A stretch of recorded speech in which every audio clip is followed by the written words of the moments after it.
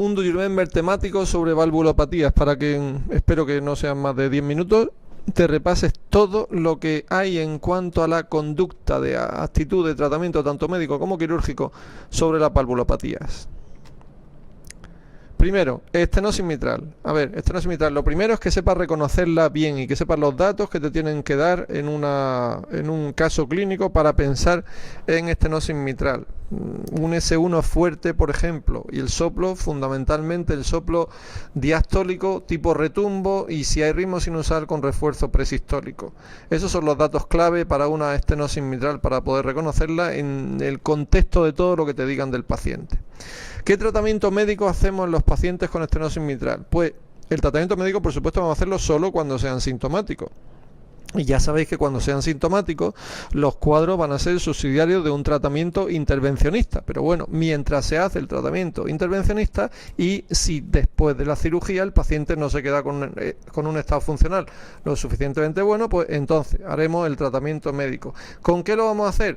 Por ejemplo, podemos usar diuréticos y betabloqueantes, entre otros. Ya veremos el cuadro que tiene, si es un fallo eminentemente diastólico, como suele ser de entrada, pues con eso tenemos para manejarlo. Los diuréticos, por supuesto, con precaución, y los beta bloqueantes pueden servirme también. Es muy frecuente, como ya sabéis, la fibrilación auricular. En el caso de que haya fibrilación auricular, vamos a intentar cardiovertirla, vamos a intentar controlarla, y si no se puede cardiovertir, ya sea de forma eléctrica o ya sea de forma farmacológica, porque el cuadro lleva mucho tiempo de evolución, pues entonces fármacos para controlar el ritmo, como puede ser, por ejemplo, el propio beta bloqueante. Y por supuesto, la anticoagulación oral en pacientes con estenosis mitral se indica si tienen fibrilación auricular o si tienen trombo en la aurícula izquierda. Si no tienen ninguna de esas dos circunstancias, en principio no tenemos que dar anticoagulante.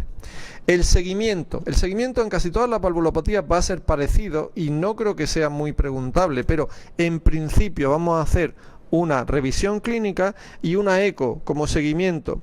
No todos los años a lo mejor le vamos a hacer la eco, pero en principio, en los cuadros que sean severos, sí lo vamos a hacer cada año. En los que sean moderados, a lo mejor lo hacemos cada 1 o 2 años, pero ahí os he puesto anual si es moderada severa para no liarnos con muchas cifras.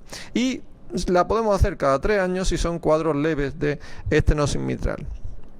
En cuanto al tratamiento intervencionista, está indicado, como he dicho antes, si hay síntomas o si hay hipertensión pulmonar. Son 2 indicaciones para tratamiento intervencionista en los pacientes con estenosis mitral: si hay síntomas o si hay hipertensión pulmonar, una presión arterial mayor de 50 o una presión capilar pulmonar mayor de 25. Y el tratamiento lo vamos a hacer con una valvuloplastia mitral percutánea. Valvuloplastia mitral percutánea de elección. Solo hay 3 circunstancias en las que no podemos hacer la valvuloplastia mitral percutánea y que en el caso clínico tenéis que fijaros bien. Si la válvula está muy calcificada, si leéis eso en el caso clínico, ya directamente subrayarlo fuerte, porque si está muy calcificada no podemos hacer valvuloplastia. Tampoco si hay insuficiencia asociada o si hay trombo en la aurícula izquierda. En el resto de los casos, por supuesto, si no se puede hacer esta valvuloplastia, vamos a hacer prótesis, que suele ser normalmente metálica, porque estos pacientes suelen ser relativamente jóvenes y necesitan, en la mayoría de los casos, tomar anticoagulantes. Por lo tanto, las prótesis biológicas no tienen ningún beneficio en este caso. Insuficiencia mitral. La insuficiencia mitral tenéis que saber reconocerlo por algunos datos: el soplo sistólico, por ejemplo, y en la presión auricular izquierda una gran onda V. Son algunos de los datos fundamentales. Puede haber, por supuesto, un tercer ruido también por el llenado ventricular con un mucho mayor volumen del normal. ¿Qué tratamiento médico vamos a hacer? Si hay clínica, vamos a hacer tratamiento intervencionista, pero mientras tanto, o después del tratamiento, vamos a poner fundamentalmente vasodilatadores que van a intentar reducir el volumen regurgitante, porque facilitan que la sangre se vaya hacia la aorta. Y por supuesto, el tratamiento de la fibrilación auricular, si la hay, y el resto del tratamiento del fallo cardíaco, si lo hay. ¿Qué seguimiento se hace? En principio, una consulta anual si son cuadros moderados, leves, y la eco se puede hacer anual o se puede hacer cada 3 años.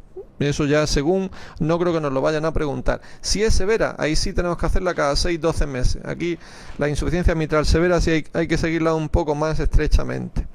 ¿Cuándo se indica el tratamiento intervencionista? Está claramente indicado si hay síntomas, o si hay hipertensión pulmonar, o si hay una reducción de la fracción de eyección que normalmente esté entre un 30 y un 60%. O si hay fibrilación auricular, esta indicación si hay fibrilación auricular es un poco más dudosa, no se hace en todos los casos, y ahí se valora también la fracción de eyección. Entonces, si la fracción de eyección, el límite está en un 55, 60, 62% y hay fibrilación auricular, sí podríamos decantarnos por el tratamiento intervencionista en ese caso. Si la fracción de eyección está por debajo del 30%, el paciente tiene un alto riesgo quirúrgico. Y hay muchos cirujanos cardíacos que no quieren operar estos cuadros. Y entonces, cuando los pacientes tengan una fracción de eyección menor del 30%, decirle al paciente que no se le va a hacer ninguna intervención es más o menos dejarle con una sentencia de muerte ahí. Luego, ¿qué vamos a intentar hacer? Pues bueno, vamos a intentar hacer una reparación valvular. Estos ya serán casos individuales, veremos la situación del paciente, hablaremos con él. La prótesis como tal, pues va a ser más difícil que podamos convencer a los cirujanos de que la hagan.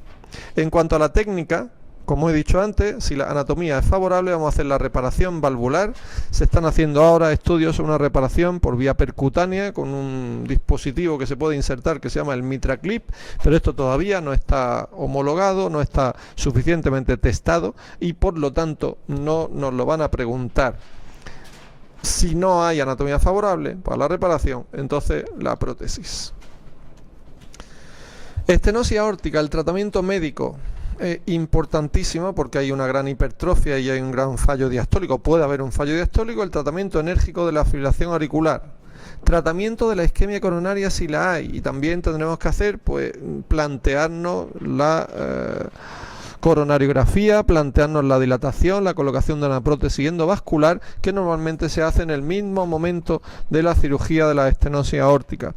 Y si hay insuficiencia cardíaca, suele ser un fallo cardíaco diastólico, hay que tener mucho cuidado. No significa que estén contraindicados completamente, pero hay que tener mucho cuidado tanto con los vasodilatadores como con los diuréticos.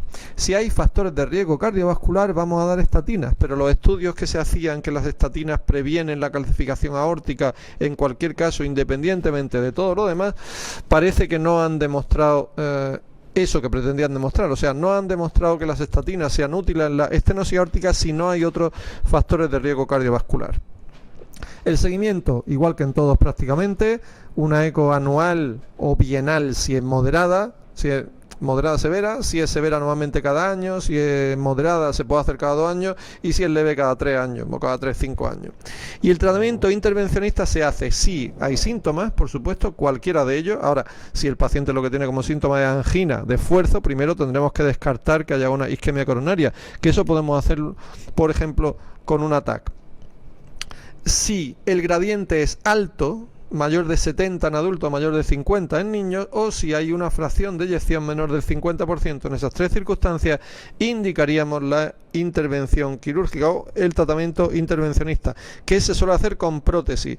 Normalmente, cuando ponemos una prótesis biológica, si el sujeto tiene más de 65 o 70 años, y si no, va a precisar tratamiento con anticoagulante oral por otras circunstancias. En el resto de los casos pondremos una prótesis metálica. ¿Cuándo usamos la prótesis percutánea? Por ahora solo en pacientes debilitados. Y por último, la insuficiencia aórtica. Aquí tenéis ya de paso una interpretación de una eco con Doppler en la insuficiencia aórtica, en donde este Doppler, así como una llama, indica la regurgitación. Está indicado, pues aquí lo veis. El tratamiento médico de la insuficiencia aórtica. Uy, perdón, que no he cambiado aquí. Esto es insuficiencia aórtica, no le había cambiado el título, fallo mío. Insuficiencia aórtica. El tratamiento médico se va a hacer con vasodilatadores y con digoxina y con diuréticos, fundamentalmente con vasodilatadores, porque también reducen la regurgitación. Hay que tener cuidado con los fármacos bradicardizantes, porque pueden aumentar la disnea en pacientes con insuficiencia aórtica, pero insisto, todo esto lo vamos a hacer en pacientes sintomáticos y esos pacientes sintomáticos se van a beneficiar de una prótesis normalmente. ¿Cuándo se hace el seguimiento? Normalmente el seguimiento lo hacemos con una eco, en donde valoraremos el diámetro telesistólico, por ejemplo, y el diámetro telesistólico nos va a decir incluso cada cuánto tiempo tenemos que hacer ese seguimiento. ¿Qué se puede hacer? Si el diámetro telesistólico está en 50-55, aunque normalmente lo que vamos a hacer va a ser indicar intervención, según algunos protocolos podríamos esperarnos y entonces haríamos seguimiento cada 6 meses, pero ya digo que normalmente vamos a hacer, por lo menos aquí en España, intervención. Y si el diámetro telesistólico está por debajo de 45, el seguimiento lo podemos hacer hasta cada 3 años incluso. O sea que por debajo de 45 podemos hacerlo cada 3 años, entre 45 y 50 lo vamos a hacer normalmente cada año, y entre 50 y 55, si decidimos que todavía no vamos a intervenir, entonces lo haríamos cada 6 meses. Pero, en principio, según nuestros protocolos, está indicado el tratamiento intervencionista si hay síntomas o el diámetro telesistólico es por encima de 50 o el telediastólico por debajo de 70 o la fracción de eyección está por debajo del 50%.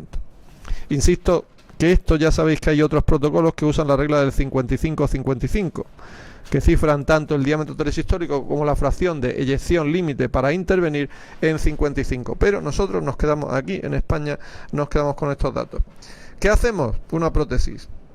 Con las consideraciones habituales, más de 65 años no necesita anticoagulación, nos podemos plantear la prótesis biológica, salvo que necesitemos poner una prótesis con tubo valvulado, por supuesto. ¿Cuándo ponemos una prótesis con tubo valvulado? Aquí no hay consenso, aquí leen muchas publicaciones, muchos estudios, y unos dicen que a partir de 5 centímetros, otros a partir de 5,5 y otros que a partir de 4,5 centímetros. Ahí va a ser difícil que nos pongan alguna pregunta. La única que nos han puesto en el MIR por ahora, nos dieron un diámetro de 5 centímetros y le ponían la prótesis con tubo valvulado. O sea que nosotros nos vamos a quedar con este protocolo de a partir de los 4,5 centímetros. Pero insisto, ese es un concepto sobre el que no hay consenso.